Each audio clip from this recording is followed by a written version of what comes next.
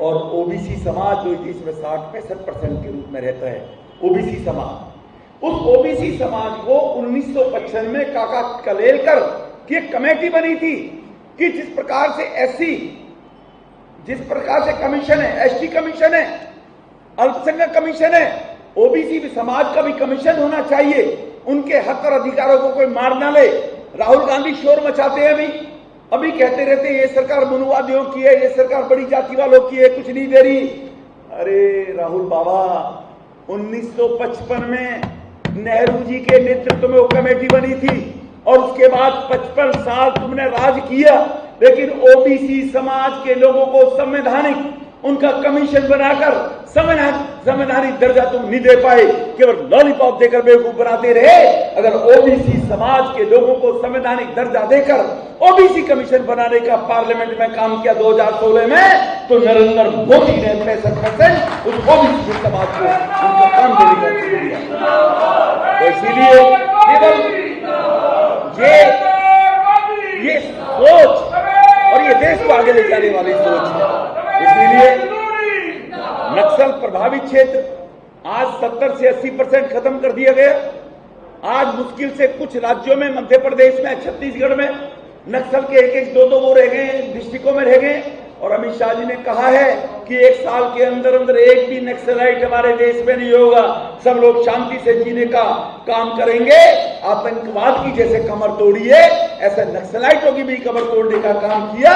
तो मोदी जी के 56 इंच के सीने ने किया, जो बार बार में कभी कहते हैं इनकी रफूगर, कभी तो एक बात बहुत उल्टा सीधा फालतू बोलती है इनकी, वो है जो प्रवक्ता है कांग्रेस की, कि 56 इंच का सीना, ये 56 इंच के सीने का ही कमाल है।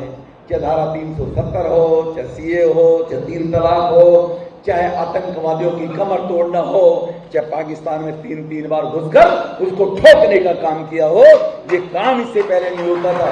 बंबई में बम धमाके हुए, बंबई के बम धमाकों में आपने देखा होगा कि 286 लोग मर गए। भारत गिड़गिड़ाता था, जाकर यूएनओ के अंदर जाता था, यूएनओ में गिड़गिड़ाकर कहता था वहां आतंकवाद फैल रहा है, और हमें हमेशा याचिक रहते थे, याचना करते थे। आज भारत याचिक नहीं है। आज भारत ने कह दिया है, मोदी साहब ने अमेरिका को भी कह दिया है, सिंदूर ऑपरेशन लागू रहेगा। और भविष्य में कभी आतंकवादी को ऐसी घटना घटने की कोशिश की, पाकिस्तान ने हिमाकत की, तो घर में घुसकर बचे हुए पाकिस्तान, अभी तो 9 हमारे अड्डे उड़ाए हैं, बाकी बचे हुए को भी नस्तानाबूद करने का काम करेंगे। ये 56 इंच का सीना ही तो है, लेकिन कांग्रेसियों को दिखाई नहीं देता, रफूगरों को दिखाई नहीं देता, चापलूसों को दिखाई नहीं देता।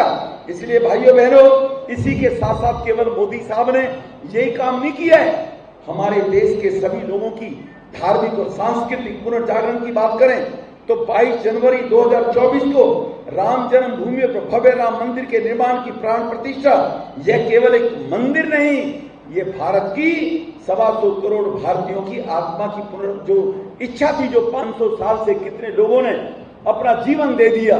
एक भगवान श्री राम हमारे आराध्य देव हैं, हमारी आत्मा है, लेकिन वो बाबर को लुटेरा आया और भगवान राम के मंदिर को 700 साल पहले गिरा दिया। और जबकि मुस्लिम समाज के अंदर तो, मुस्लिम धर्म के अंदर तो कहते हैं कि हम तो मूर्ति पूजा या किसी के नाम की पूजा करते ही नहीं, लेकिन वो मस्जिद का नाम बाबरी मस्जिद कैसे रखा हुआ है? वो नाम उसको बाबरी मस्जिद नाम कैसे रख दिया? वो तो होना नहीं चाहिए था।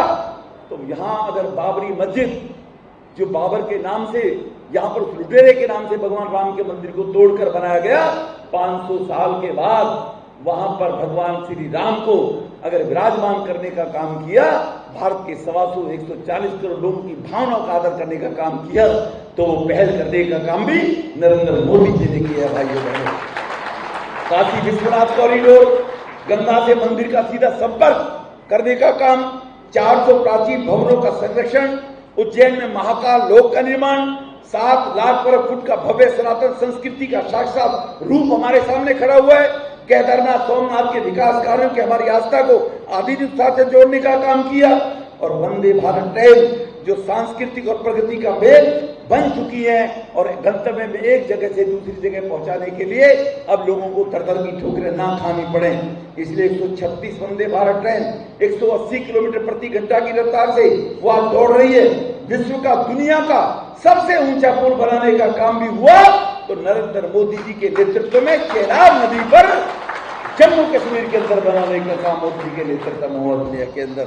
तो इसीलिए ये जो हम सब लोगों के लिए सम्मान के जो 11 वर्ष गए हैं, इन सम्मान के 11 वर्षों को अगर हम देखें, 42,000 किलोमीटर का रेलवे इलेक्ट्रिफिकेशन हो चुका है। कोयले की ट्रेन कहीं जाती नहीं है, अब इलेक्ट्रिक ट्रेन अगर कहीं जाती है, फाटक के हाथ से लगने वाली वो सब जीरो कर दी, वो कहीं भी नहीं है, सब इलेक्ट्रॉनिक हो गई है। अब वैश्विक मंच पर केवल भारत श्रोता बनकर नहीं जाता, अब भारत निर्णायक राष्ट्र के रूप में वहां पर जाता है। G20 की अध्यक्षता भारत की, वैक्सीन मैट्री से 100 देशों को वैक्सीन भेजकर उनकी जान बचाना, पोलियो जैसी वैक्सीन 20-20 साल भारत में आया करती थी, चेचक जैसी वैक्सीन 20-20, 30 साल बाद दुनिया के देशों में इलाज 30 साल पहले चेचक का हो गया, हमारे को वैक्सीन नहीं मिला करती थी। और कोरोना आया तो हमारे वैज्ञानिकों को खुली छूट देश के प्रधानमंत्री ने दी और वैक्सीन बनाकर 100 देशों को वैक्सीन पहुंचाने का काम किया और चंद्रयान 3 चांद के दक्षिणी ध्रुव पर पहुंचाने का काम किया। कभी कभी कांग्रेसी उनके रफूगर कहते हैं कि क्या राम से भोजन मिल जाएगा, क्या चंद्रयान पर जाने से हमें क्या मिल जाएगा, ये मोदी जी वाहवाही कर रहे हैं। अरे आज सैटेलाइट हमारा अपना है, अब हम दूसरे के सैटेलाइट पर निर्भर नहीं करते। हमारा सैटेलाइट ढूंढता है कि किस पाकिस्तानी का घर, किस उग्रवादी का घर कहां पर है, वहीं तोप मारने का अगर हम सफल हो रहे हैं तो मोदी साहब की इसी सोच के कारण हो रहे हैं कि सैटेलाइट में आज हमारे अपने चंद्रयान यहां पर हैं, अपना हमें नक्शे में दिखाते हैं और वहीं जाकर ठोकने का काम करते हैं। हम दूसरे के मोहताज नहीं है, जो भारत दूसरे के मोहताज हुआ करता था।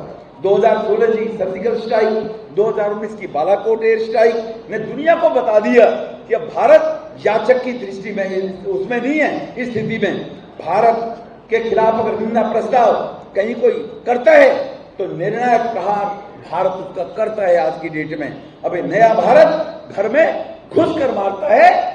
सिंदूर ऑपरेशन तो आपने सबने देखा ही है।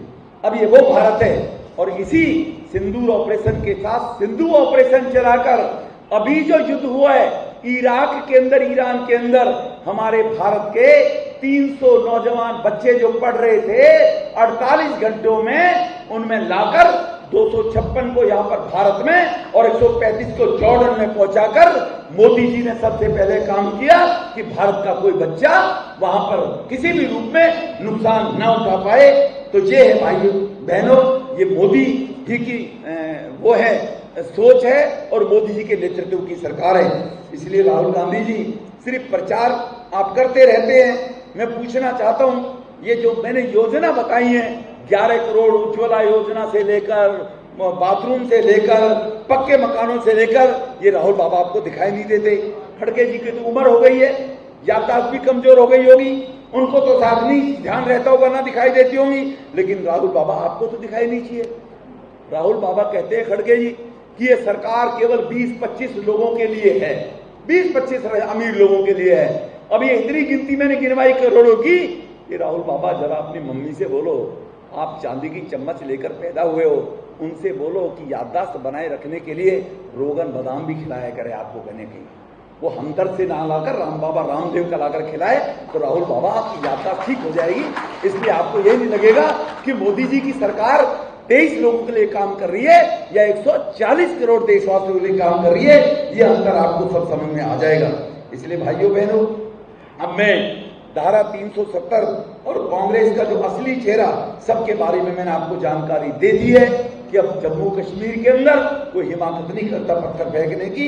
इसलिए ये विभाजनकारी जो सोच कांग्रेस की है, सीए पर भड़काना, तो पत्थरबाजों का साहस बढ़ाना, हमारे देश के सैनिकों का अपमान करना, सबूत मांगना, ये कहीं ना कहीं जो पाकिस्तान की आप भाषा बोलते हो, अब ये भाषा कितना भी विपक्ष बोले भारत डरने वाला नहीं है। अब तो भारत डरता नहीं है, अब तो चांद पर भारत तिरंगा फहरा चुका है।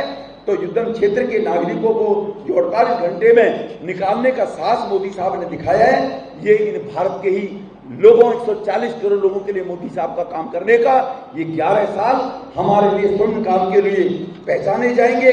तो ये जो हमारा किसानों की जिनसे उम्मीद थी, बहनों को जो से छुट्टी मिलने की कहानी है, युवाओं की नौकरी मांगता नहीं है, वो स्टार्टअप से नौकरी देने का काम करता है। ये नया भारत है जो झुकता नहीं है, रुकता नहीं है, डरता नहीं है और घर में घुसकर मारने का काम करता है।